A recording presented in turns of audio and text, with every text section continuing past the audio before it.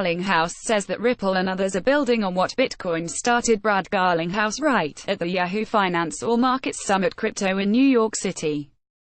Photo, Eugene Gologursky Getty Images for Yahoo Finance. Brad Garlinghouse, CEO of Ripple, has insisted that cryptocurrencies are solving real-world banking and remittance problems and that future generations of what he calls digital assets will continue to improve the ability to make payments, especially cross-border.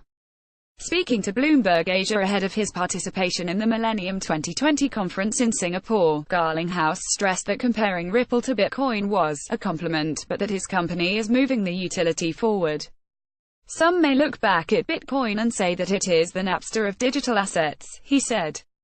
What I mean by that is that Napster was the first to digitize music and demonstrate that you can do a lot of cool things with that. But ultimately they were circumventing trademark laws, they were circumventing royalty payments, and then government stepped in and Napster wasn't successful.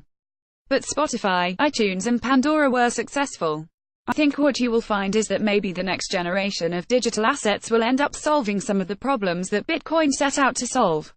He also underlined why Ripple's suite of solutions such as Xcurrent and XVIA are already changing the way banks and payment providers operate.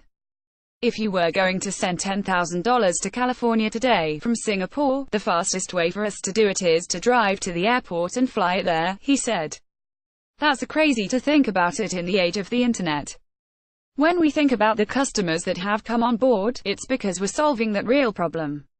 We're changing the nature of a payment taking days to settle to California to seconds. He also added that the company is signing up more than a bank a week to its payment corridors. We're still just getting started, but we're on mile 1 in a marathon, but we've crossed that starting line. This is real activity.